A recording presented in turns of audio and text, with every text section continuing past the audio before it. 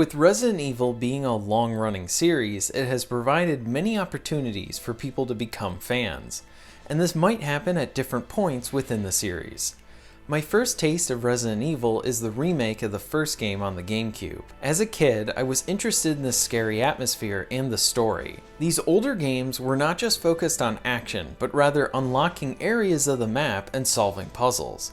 I really enjoyed the item management and the level of tension that the enemies would bring, but the earlier games were not something that I wanted to return to after I beat them, though their experiences were so unique that I wanted to explore more of the stories.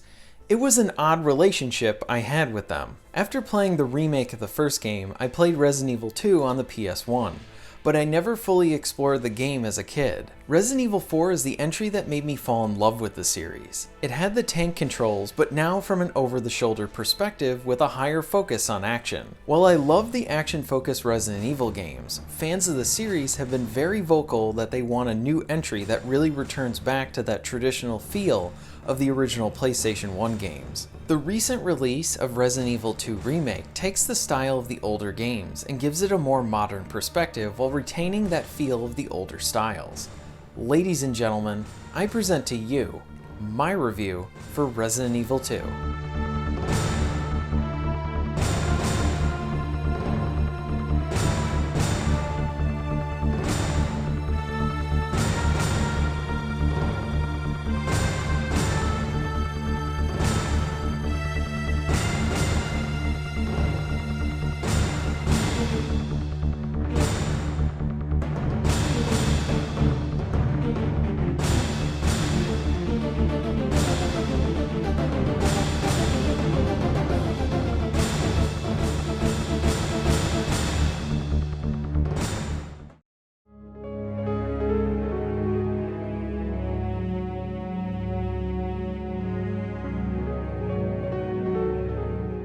My initial 2 hours of Resident Evil 2 was me experiencing a lot of tension and fear. As Leon, I would first explore a gas station and then rush out of there since I saw it wasn't safe. I would make my way to a police station and be engulfed in this addictive experience. I did like the changes to the zombies with how they didn't die when they fell over. Sometimes a headshot would result in their head exploding and you knew they were not coming back from that. But when they just fell over and you returned back to that room, you learned quickly that they would get back up again and you would need to contend with them again. The game taught me to get in the habit of testing these fallen zombies to see if they were still alive. Sometimes I used some ammunition and fired at their head, though I mainly used my knife to see if they would get back up. And fighting these enemies revealed the disturbing and satisfying violence of this game. Headshots that result in heads blowing up were disgusting, with pieces of the zombie's head just dangling. Arms and legs could be shot off or sliced off, and these effects made these things look and act real. In older Resident Evil games, going into another room could result in a moment of safety as the zombies could not follow you. But here the zombies will follow you into rooms. You will find boards that you can use to board up windows to prevent zombies from pouring back into the police station. I like these additions as it allowed you to put some choice into the areas you wanted to protect. As you played the game more, you would learn what was the best time to use a board on a specific window. The item management and dangerous enemies did effectively put me on edge. I have to praise the sound design as they did a great job throughout the game at putting you into a fearful mood. The music didn't tell you when something was scary, but the environmental sounds combined with the enemies did present this scary atmosphere. Another aspect that fed into the tension is the item management. You pick up all the typical Resident Evil items, and I like the inclusion of the different gunpowder that you could pick up. From what I understand, this was introduced in the original Resident Evil 3, and I like its use here. It also gives the player some choice into what they want to craft. I do think a nice chunk of the fear from the game does leave the experience some point after meeting Mr. X. I think this is partially due to you becoming more familiar to the game and learning what the game is trying to teach you to survive. While the fear levels may lower, the tension is consistent.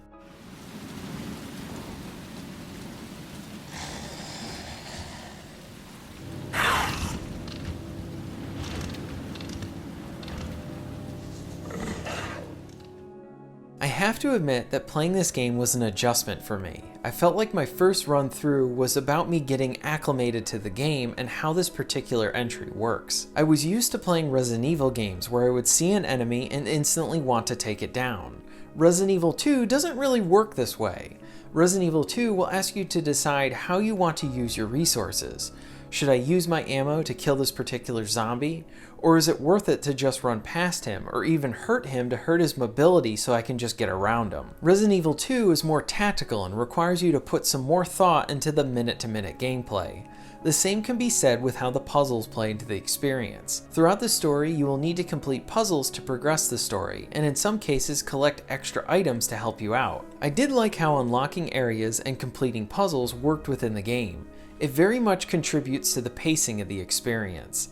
The pacing is excellent as you are always solving something that will help you out to open up a new area or find a new key that will then lead you back to a shortcut back to an area you've already been to. This really does factor into using the layout of the police station to your advantage. Unlocking areas and learning the ins and outs of the station will help you to increase your efficiency in moving about the environments, avoiding enemies, and conserving resources. The map is almost as useful as your firearms as it gives you a bunch of options. As I beat this game several times, I found myself naturally finding shortcuts and learning better routes to improve my playthrough. Learning this is really satisfying as it gives you a lot of situational awareness. This allows the police station to first be this foreign and scary place, and then you can turn the tables on that, and now it becomes your home, someplace you know the ins and outs of. The station is almost like a character within the game, and a rewarding one at that. There is an element of the game that I was initially frustrated with, and then saw the enjoyment with it, and this dealt with Mr. X. So for about the first 2 hours, you feel uneasy and unfamiliar with the police station. As you continue to learn some of the ins and outs of the station, you become familiar with some of the rooms and how the enemies work. You start to feel more confident, and then the game likes to throw a wrench into your plan by throwing an enemy that will continually hunt you down. Up to this point, you could kill anything that you came across, but with Mr. X, you can't kill him. You can use your ammo to stun him for a little bit, but this really just results in you wasting your ammo. He can hear you through rooms, so it does feel like when you first meet him that you're never going to be able to get away from him. This is frustrating, since you were just starting to feel like you were learning the game. I was initially frustrated by him. I found him to be annoying rather than scary, though his footsteps can be terrifying when you hear them. The interesting part with Mr. X, what I appreciated about him, is how the game essentially makes you change up your playstyle and not get comfortable within the game. It keeps you on edge by throwing in another variable that subverts expectations that the game initially set. With his consistent presence, it's really satisfying when you can finally see him die or fight him in Leon's story mode. Mr. X's death is a relief in Claire's story, but he isn't really in the entire experience for her. But the death is great to witness nonetheless.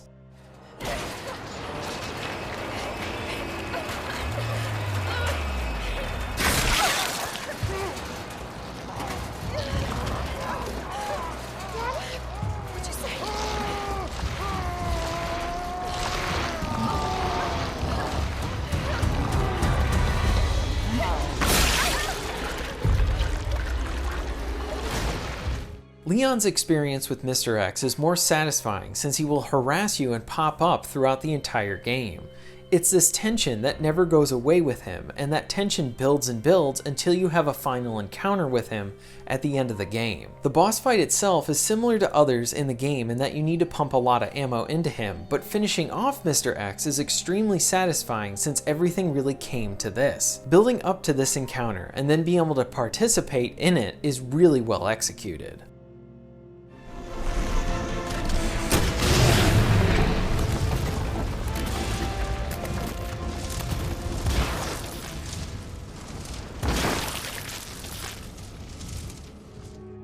Something interesting that was in the original release of Resident Evil 2 was the idea of having an A and B scenario to play through. Whoever you beat the game with in scenario A, you can then beat it with the opposite character in scenario B and see what they were doing while you were initially playing the game. Playing the experience in scenario B allows you to have access to a new gun for each of the characters. Claire gets a 6-shooter and Leon gets another handgun. I do love 6-shooters, but I wasn't a big fan of it here because it was really hard to be able to get headshots without wasting ammo because it was really easy to fire off more than one round. Scenario B has the player coming into the police station from a different angle and allows you to get some of the items sooner than you would in Scenario A. Mr. X also shows up sooner. While I do not know all the details of the original PlayStation game, it did have a feature with certain items where if you took them in one scenario, you wouldn't have them in another. I do think this idea could have been implemented here in the remake, and it could have created some more interesting situations of needing to think ahead to your next playthrough. They could have expanded on this for the remake. I also understand why it wasn't done because it would have taken a lot more resources to really get this to work. After beating both scenarios as both characters, I think this game is best played as doing Claire first and then doing Leon for Scenario B. There are a good handful of sequences that will have nice changes that will subvert your expectations if you've played through these areas first as Claire. A really good example of this is when you're getting the key card in the greenhouse.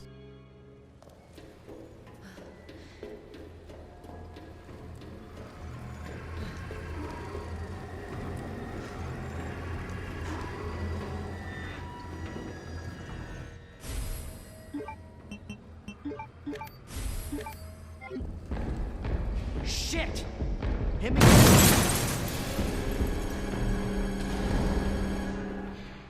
Playing this part with Claire sets the expectations that nothing will really happen when you grab the card except being attacked by the plant-like zombies. So when you play as Leon, you expect the same thing to happen, but now Mr. X decides to show up.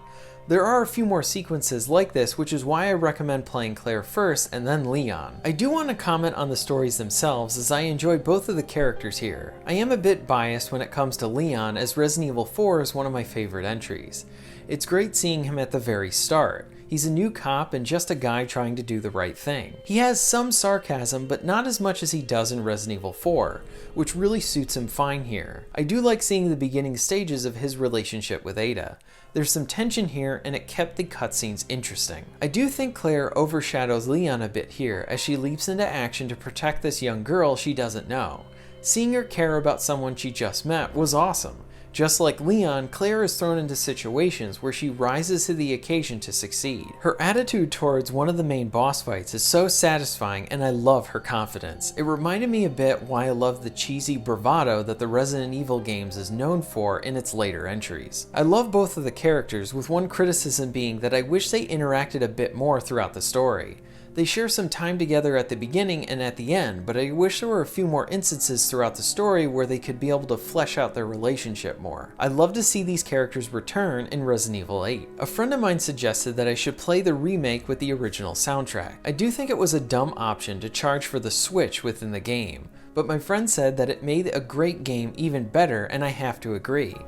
I do think the remake soundtrack is mostly non-existent, except during some of the more heavy action encounters, and during these situations I do like the music that is playing. On the one hand, I wish it had a better soundtrack for most of the gameplay, but on the other hand, the lack of soundtrack allowed me to focus on the environments and sound effects that helped to create that creepy atmosphere. The original PS1 soundtrack had a more dominant set of music. It created a different experience that I now prefer after playing 2 playthroughs with the remake soundtrack. I do think it would have been a better option to include the original soundtrack as an unlockable item rather than charging for it. I do like how there are unlockable modes throughout the game, but I do wish that there were some type of mercenaries mode or raid mode to include.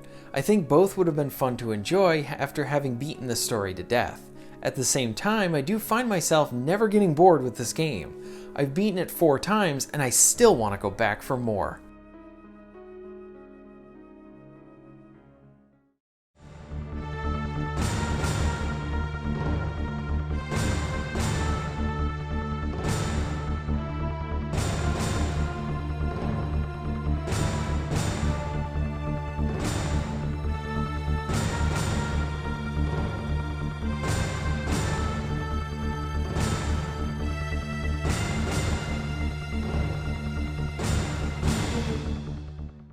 I found Resident Evil 2 Remake to be a very memorable experience, and it's one of my favorites of the series. It did take some time for me to adjust to its more traditional style, since I was more familiar with the action-focused titles, and it was definitely worth it. I enjoy how the levels, especially the police station, interconnected and opened up as you solved puzzles. While the action wasn't consistent, it helped to add some nice punch to the consistent tension. I love learning the police station and finding the best ways to efficiently move about the level. Since I did not play a lot of Resident Evil 2 on the PS1, I can't really speak to what was specifically changed or taken out of the whole game. What I did like about this remake is it was a new way to experience an old favorite for some, and it acts as a great way for people interested in the older games to experience them with modern tech. The rumor right now is that they are currently working on Resident Evil 3, and I personally would love to see them remake Resident Evil 1 and Code Veronica in this style. I have played Resident Evil 2 Remake 4 times already, and I do not plan on stopping.